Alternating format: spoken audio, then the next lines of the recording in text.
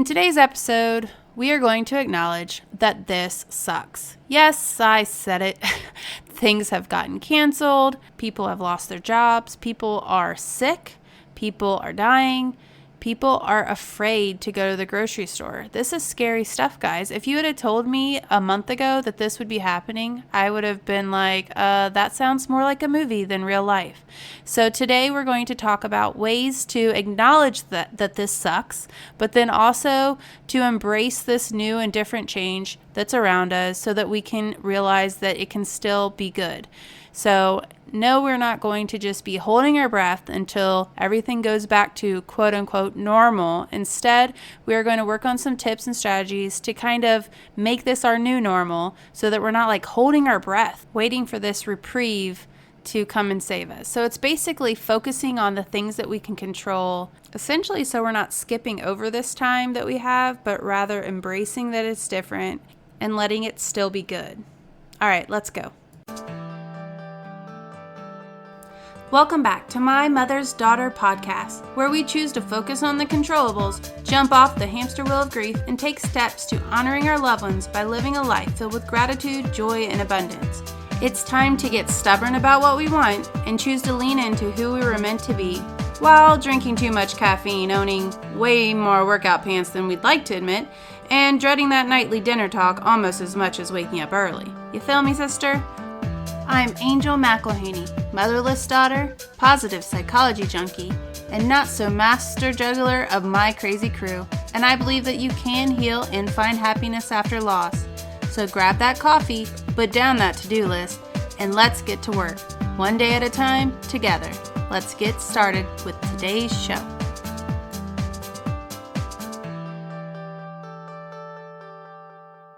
So there's this idea that if you are having something big in your life happen, that you can't really complain about all this small stuff. So yes, there are big, dangerous things that are happening with people. People are getting sick. People are dying. And so it would be almost silly and irresponsible for you to just complain about your, let's just say, your Disney trip or your vacation or your birthday party. The thing is those things still suck that they got changed. And so I think that it is a missed opportunity to not acknowledge the feelings that we have toward all of these milestone events, that we have all of these. I mean, there's people who it's their senior year and they're not going to get to go to prom and that sort of thing. And while I am totally validating the reasoning, in fact, so much has happened since that coronavirus survival episode that I posted that I almost need another one so that I can really survive it, since this is so much longer than a couple weeks and so much more deadly than I ever even anticipated. But the fact of the matter is acknowledging the fact that it sucks, that we, finding the good for sure. You guys know I am all about finding the good, but there is something to be said so that we don't have that all pent up, and so that we don't push past it, that instead you move through your feelings, that you realize that, yeah, this sucks, and now I'm going to figure out what I can control and then move back from it. Because the fact of the matter is yes, this is different. This is a huge change, but it can still be good. So since I last did a podcast last week, I actually have a 16-year-old now, which is so crazy. And Ty is his name, and he actually had a birthday party planned and everything. Nothing big, but he was going to celebrate his 16th birthday with his friends and that sort of thing. And to be a teenager and stuck just with your immediate family, I mean, that's pretty much the opposite of what he probably wanted to do with his birthday.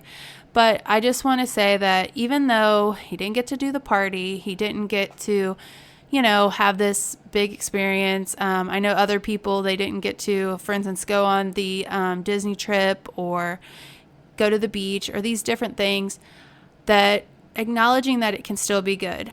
All right, first step is I want you to start getting more self-aware. Kind of do a little diagnostic check on your life, like on your day. Are they kind of blending together? Are you getting enough sleep? Are you eating well? Are you breaking up the day? Are you getting ready, or are you just spending the whole day in your pajamas? Don't worry. I've been there. In fact, there's plenty of days where this ponytail of mine doesn't get brushed. I am not judging you. But I just want to say that there are some ways that we can start to feel more normal and have control over our day.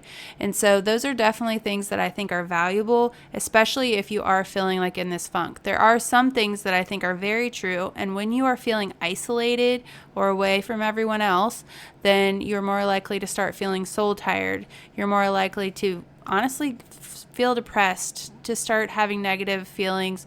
And I feel like maybe even possibly fall into where you're drinking too much alcohol or drinking too much caffeine, not getting enough sleep, all of these negative things that could kind of are fine if one or two are there for just a short time, but when they compile, that can be very damaging on your health overall. And so I think that this, especially with the nature of what is happening, it's already such a high stress, high anxiety type of thing. I mean, going to the grocery store is scary now, which is just something that I never would have thought a month ago. And so I want to put tip number 1 as be self-aware, self-diagnostic check of sorts. So once you have that, then I want you to start to realize that what can I control? Once you know those things, you can kind of build around it to where it's closer to your desired outcome. I definitely think it's a good strategy to go back to the episode on essential 7 habits and pick 3 of those 7 and to really zone in on those. I think April is a great month for you to focus on self-care, considering that you can't really go anywhere. I mean, and if you do, what is it? To go on a walk, go on a hike, a lot of things that are positive. All right, so the first one was awareness, and then next you're doing that acceptance piece. You are accepting that you can't change certain things. Ty can't have his party. You can't go to Disney. You can't go to the gym. And now you are maybe even venting to one person about that, maybe one post on social media, but then that's it, okay? It's not going to be this negative reel that you keep rolling and rolling and rolling. Instead, you're going to maybe do it once, and then that's it. And then from that, you turn into a solution-based thinker, and you start thinking about different solutions. You get a little creative. So maybe you're feeling isolated, and you have to get a little creative with how you get to see your friends. They have Zoom calls I've seen people doing. I've seen a lot of people going live on Facebook a lot more. I've seen people doing Google Hangouts. I've seen people post about doing meetups in the parking lot where they're still social distancing in their own car. I think I need one of those, ladies.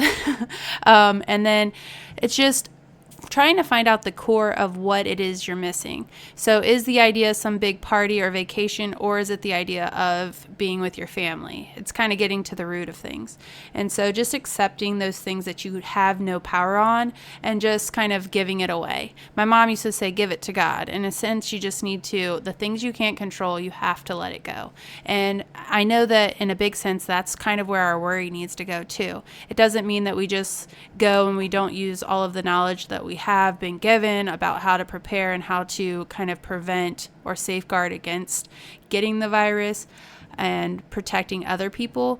But I do think that some of it will help with our worry if we're able to kind of give it away, give it to God, like she used to say. All right, and then the next one I have is appreciation. And I think that this will be huge, especially for those Enneagram 2s. But honestly, everyone that shows gratitude and appreciation is going to have a more happy and positive attitude. And so this really does help you to make an effort to replace those negative thoughts with positive ones, to help you find a way to maybe get active in the community, whether it's making masks, or I saw where some people were making headbands with buttons on the sides because the healthcare workers are getting their ears so sore. I think this is also huge for possibly even the kids that are now stuck in front of a computer screen instead of doing maybe active learning.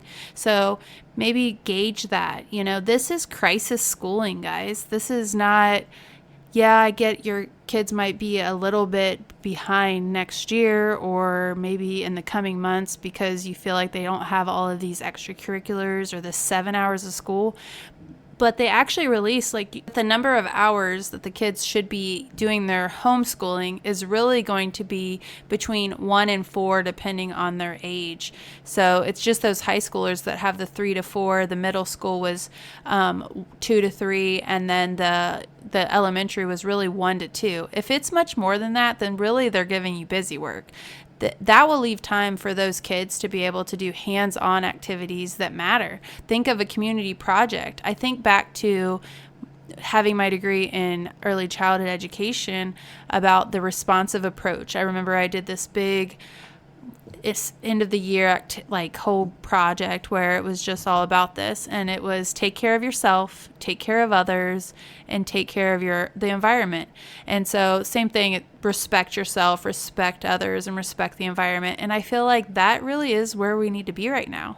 So if we can do those habits to take care of ourselves and give ourselves the respect that we deserve, and then help others around us and the world, then I think that we'll feel more fulfilled and we'll feel more positive, and we won't feel like it's all for nothing, that we're missing out on those big milestone events. All right, next up is action. And so that's where you'll put those plans in place where you want to help out the community, or maybe even pause to breathe if one of your goals or that you're going to work on is the self-care piece.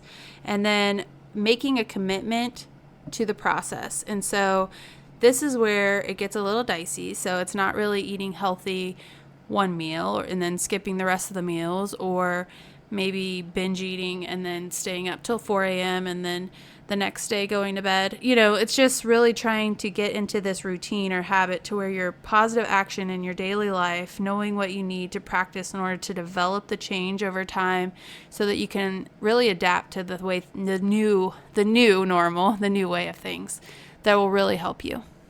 And then lastly is to still celebrate.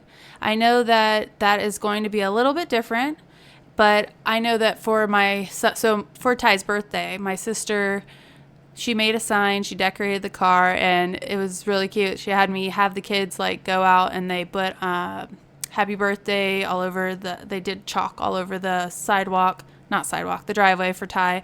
And then she played happy birthday and in the van and drove by a couple times, and it was super cute. And I mean, he was 16, but you could tell he still liked it. He still appreciated it. Later that night, we ate cheesecake for his birthday, and had a nice dinner, and it was still good. So was it different? Yes. But was it good? Yes. So it's just really letting yourself have permission for things to be different but good. And so I hope this was helpful for you. I hope that you guys get a little creative. Let me know what you're doing, because especially that social part, I need to do all the ideas.